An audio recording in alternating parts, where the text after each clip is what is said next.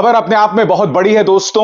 कांग्रेस ने एक बयान जारी करके यह स्पष्ट कर दिया है कि 22 जनवरी को राम मंदिर प्राण प्रतिष्ठा कार्यक्रम यानी कि राम मंदिर के उद्घाटन में वो नहीं जाएगी। और बकौल कांग्रेस वो ऐसा इसलिए कर रही है क्योंकि मंदिर अभी अधूरा है और अधूरे मंदिर में प्राण प्रतिष्ठा नहीं होनी चाहिए।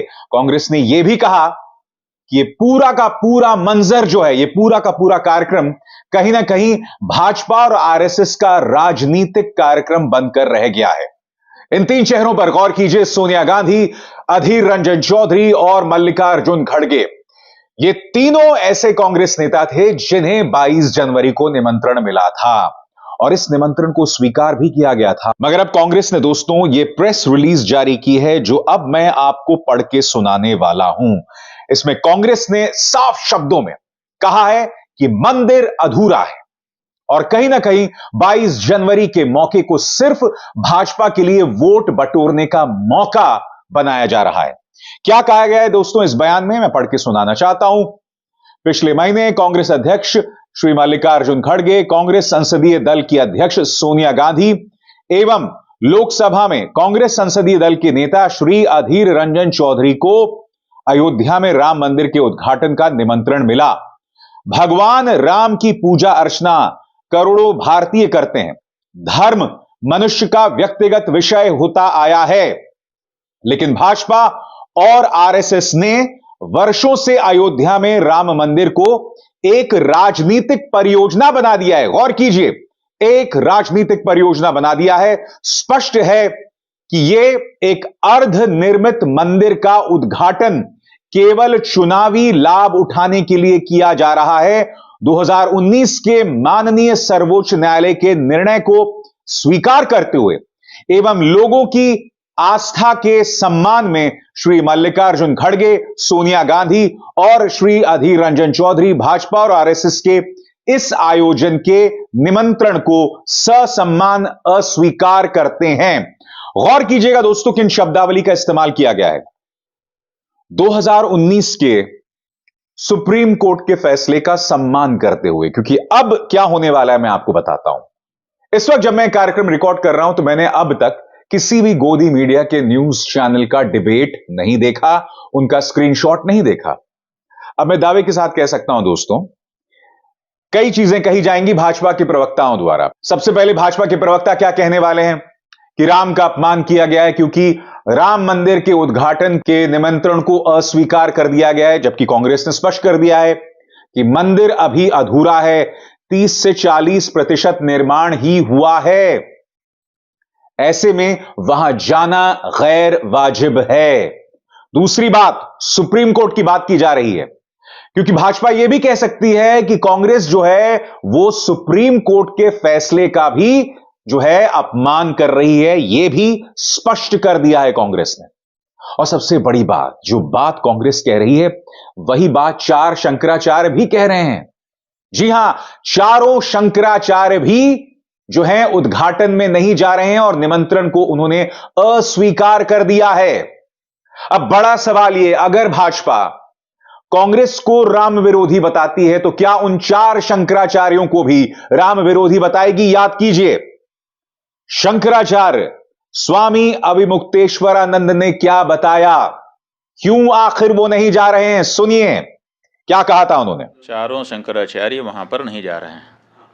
कारण क्या है, क्यों नहीं जा रहे हैं? किसी राग द्वेष के कारण नहीं, बल्कि शंकराचार्यों का ये दायित्व है कि वो शास्त्र विधि का पालन करें और करवाएं।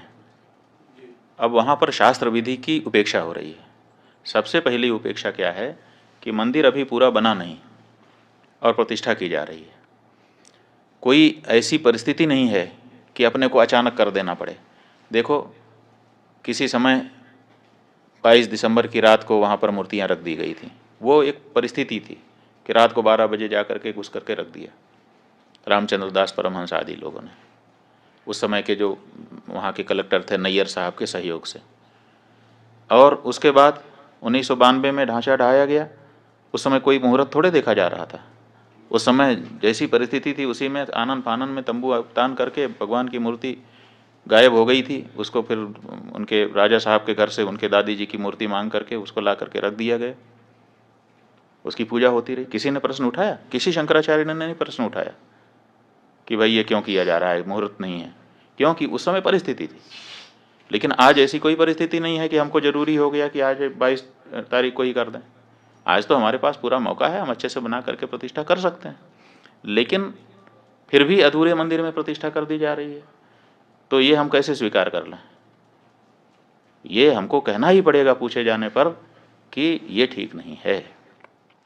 मंदिर का निर्माण पूरा नहीं हुआ है, प्राण प्रतिष्ठा की क्या जरूरत है? ऐसे में से खुद शंकराचार्य कह रहे हैं, वो ये भी कह रहे हैं कि आखिर इस पूरे मौके को एक राजनीतिक अवसर क्यों बना दिया गया है।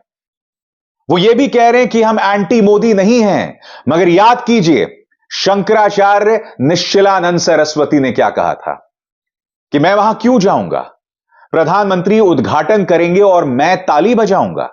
स्वाभाविक सी बात है दोस्तों कि शंकराचार्य खुद अपमानित महसूस कर रहे हैं और कांग्रेस ने कहीं ना कहीं इसी बात का सहारा लिया है। वो ये कह रहे हैं कि मंदिर अधूरा है।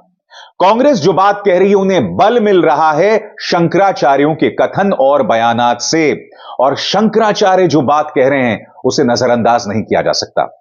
याद कीजिए दोस्तों, शुरू से लेकर अब तक इस मौके का इस्तेमाल सिर्फ प्रधानमंत्री के महिमा मंडन के लिए किया जा रहा है।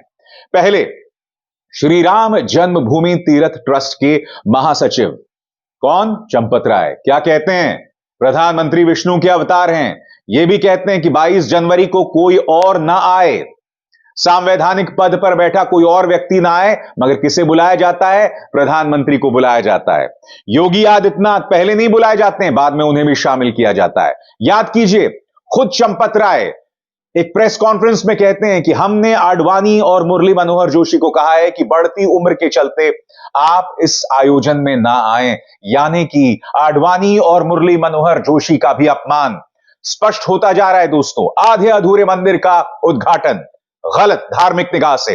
नंबर 2, राम भक्तों को बांटना। याद कीजिए दोस्तों, यह भी कहा गया था ये पूरा आयोजन जो है इसका किसी और से लेना देना नहीं है, सिर्फ रामानंद संप्रदाय से लेना देना है। क्या कहा था उन्होंने? राम का मंदिर रामानंद परंपरा, बस मंदिर रामानंद संप्रदाय का है, रामानंद सन्यासियों का नहीं, शैव का नहीं, शाक्त का नहीं। चंपत राय ने वो कर डाला दोस्तों जो 500 साल से किसी ने नहीं किया। उन्होंने राम मंदिर के प्राण प्रतिष्ठा को सिर्फ रामानंद संप्रदाय तक ही सीमित कर दिया है। उनके शब्दों में यह ना सन्यासियों का है, ना शैव का है, ना शाक्त का है, और इसे कहीं ना कहीं शंकराचार्य गलत भी मानते हैं। वो ये कह रहे हैं कि अगर ये रामानंद संप्रदाय का ही है तो पूरे आयोजन को उन्हें सौंप देना चाहिए।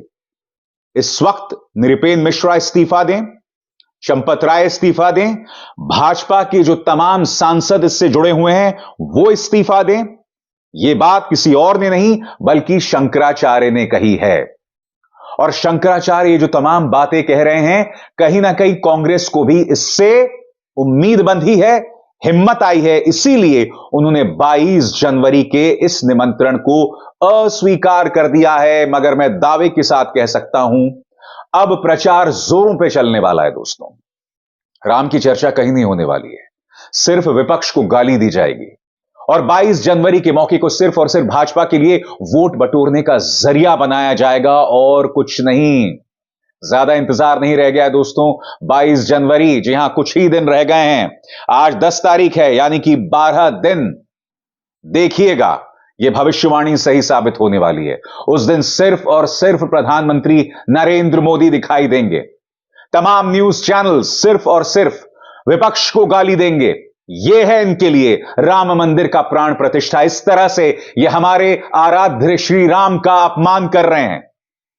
इस देश की जनता होने के नाते क्या इस बात को स्वीकार किया जा सकता है? यही बात शंकराचार्य भी कह रहे हैं। अभिसार शर्मा को दीजिए इजाजत। नमस्कार।